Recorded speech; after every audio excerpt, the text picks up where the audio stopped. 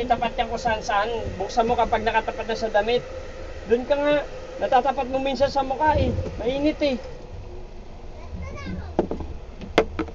Bing bang! Nako, mag-isip.